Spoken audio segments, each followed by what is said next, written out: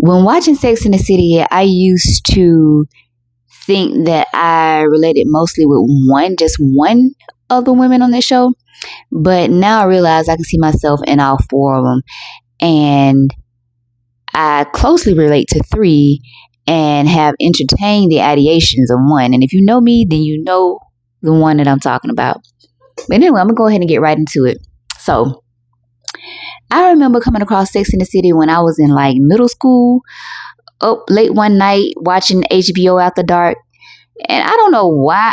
Well, maybe because they were talking about sex in the show, and that's why they had it on HBO after dark. But anyway, I watched 2 episodes, I think, and then I was like, I don't get what this show is about. This is dumb. But I was in middle school. I had no business watching that anyway.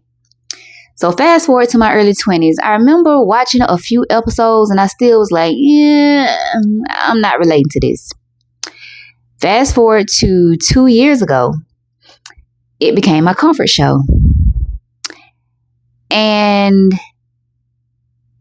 at that time, I was like in my Carrie era, where I was pretty much gaslighting myself into believing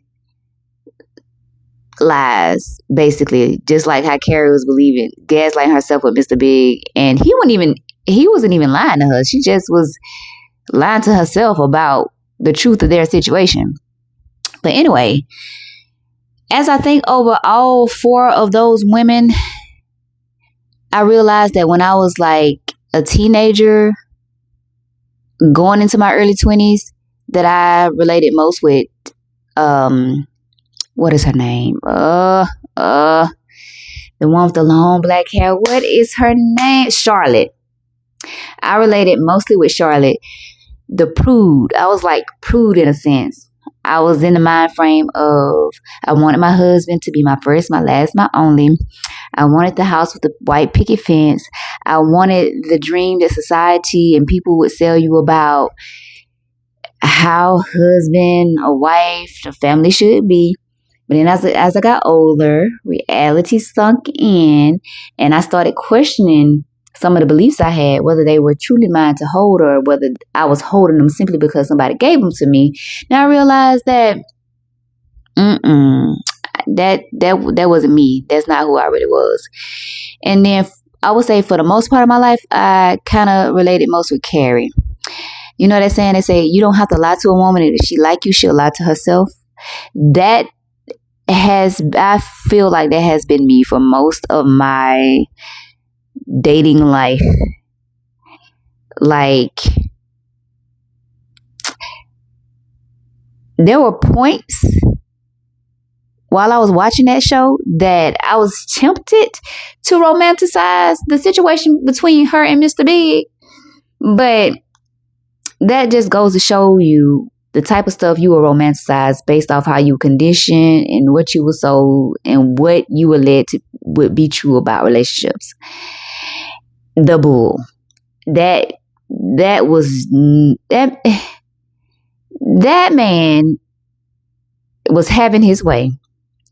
And Carrie was overthinking and overanalyzing herself right into something that did not really exist. Now, eventually, they did make an episode where they got together, got married, whatever. But not even long after they were married, the man died. Like, talk about a love story, or what they tried to sell as a love story. That just was not it.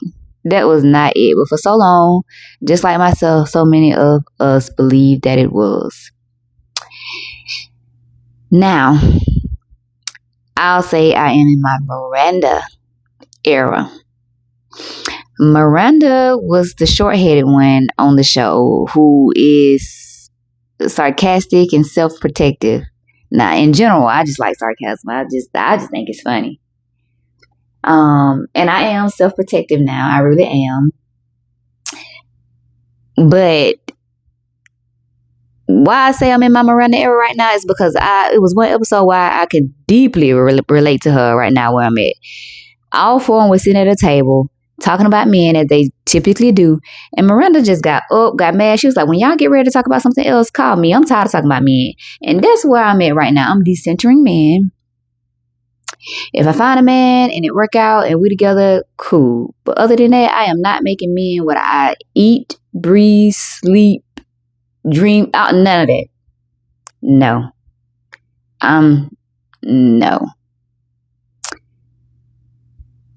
Because it's more to life than always talking about relationship stuff. It's more to life than like always sitting around talking about the opposite sex. It's just more to life than that.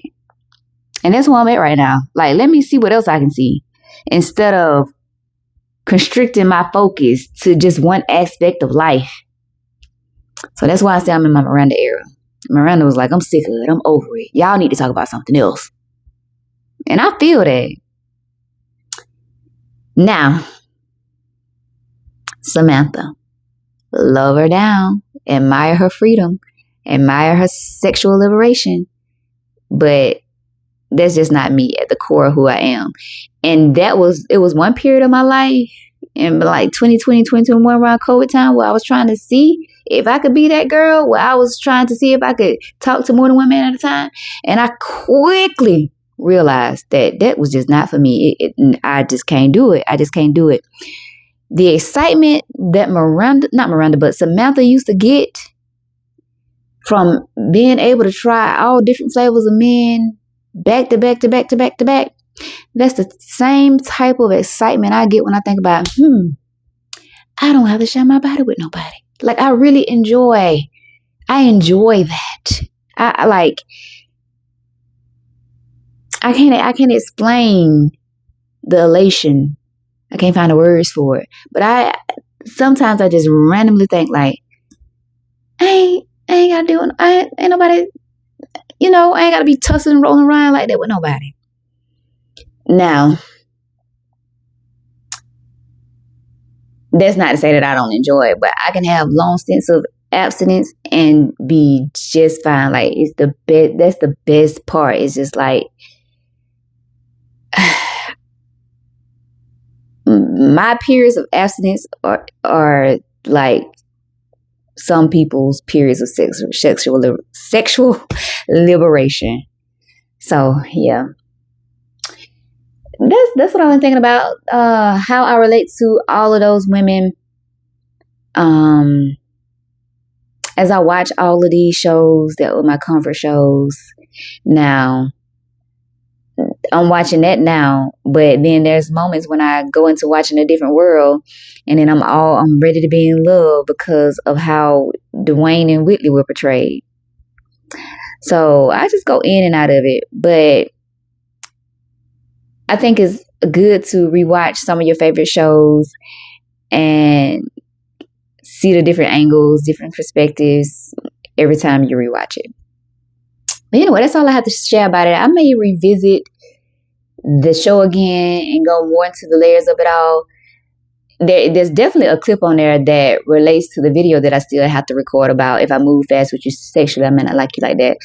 It's a clipping that I want to use, but I really got to have the mental capacity to be able to do fancy things with the videos, attaching clips and all that stuff. I'm still learning the basics with all this right now. But anyway, let me get off my tangent, my little rant. Are there some shows that are your comfort shows that you rewatch, or shows that you have rewatched and got a different perspective on it after rewatching it? If so, I would like to know in the comments. What do you think? What are your thoughts around this video as well? If you're new here, my name is Latrice. Here's what I think out loud. Name patterns that keep us stuck. Reflect honestly. Do a little story time from time to time. If anything here on my channel resonates with you, feel free to take what you need. If it doesn't, please feel free to leave it. Also, if you feel like we're aligned, hit the like button, the subscribe button, all the things, and I will be back in the next video.